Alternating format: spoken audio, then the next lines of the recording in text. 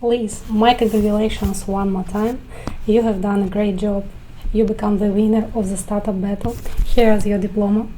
We are interested to learn a little bit more about your startup. Please introduce yourself. Please tell me what is the main idea of your startup. Nanno is a on-demand childcare platform.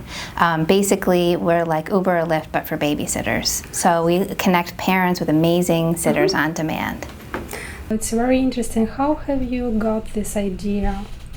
Well, as a mom myself, it was a problem that I faced, and I knew that not only I, but all parents in my situation really had this problem, and we really didn't have any solution to fix it. You know, there are other products in the market, but they don't really go the distance and solve this problem for parents, and I knew that because I was a parent. And even while we were building Nanno, we would try every once in a while when we had a child care emergency to use one of our competitors' products to see if we could do it, and they just don't work for this. So we really wanted to create a product that could actually solve the problem for parents and connect parents with amazing, really fully vetted, trustworthy caregivers as easily as they can do everything else in this day and age. Nice. So when you say we, what do you mean? How did you build your team? Did your family or friends support you?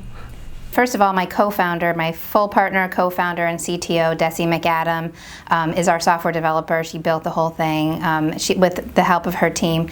And so she and I came up with the idea together. You know, we didn't know each other very well, but we were really inspired by the problem, and we really just got to work working on it, and it became, you know, slowly but surely took over our lives as we really, you know, realized that we were the ones that could solve this. So she's a brilliant software developer with almost 20 years of experience building products, and she and I obviously together thought about the MVP and the minimum viable product and figured out what we needed to build to solve the problem for parents. And we have together, all the way built it. I do the sort of the business side, and my background is in law, so I was a lawyer before this. So I do that sort of thing, and she does software development, product building, and she also runs operations. So she's the person that people are calling when they're calling to, ask questions or, if they have problems. Liz, I know that you have an all-female team. How did it happen? I think the main thing is that most of our team came to us because they were moms or caregivers that really were inspired by what we were doing, and they really wanted to be a part of it.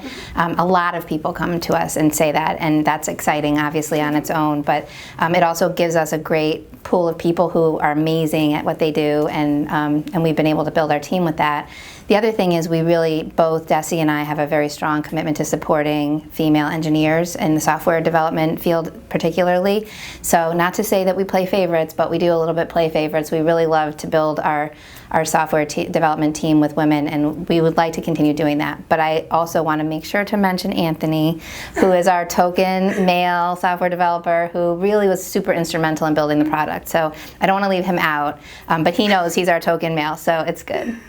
So you're going to involve more guys to your team? Well, diversity is very important. Okay. So it depends. Let's see. Understand. And I know that you are at 500 startups batch since May. Does it help?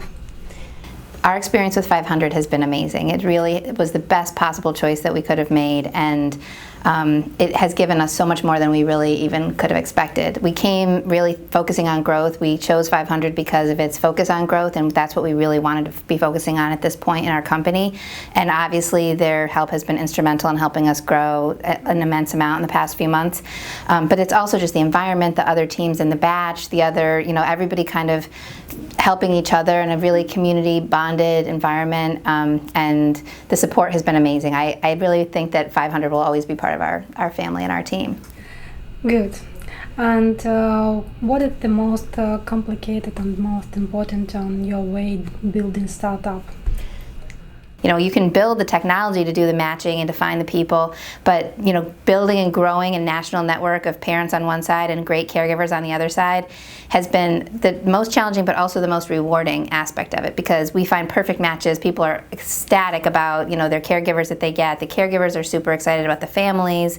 One thing that we don't always talk about enough is that we also vet the parents. We run a high-level background check on the parents, and that's that ensures that both sides of our community are safe, and that's safety is our most important value. So the safety of the parents, the children, the caregivers, everybody. So I think we do a really good job of ensuring safety. Reese, what is the most important? What inspired you to build this startup? I think my daughters. I mean, first of all, they were babies when I was a lawyer in a law firm, so they were the actual inspiration for us needing this kind of a product in the world.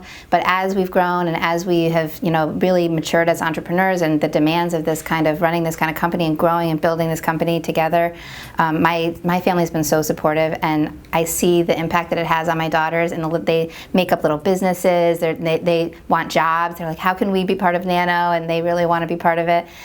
So I think that the influence on them, showing them how to take risks, the reward of the risks, showing them the fear that I face, and confiding that in them and letting them see that part too. I think that, they say that you should lead by demonstration, not instruction, and I think I've really been able to do that.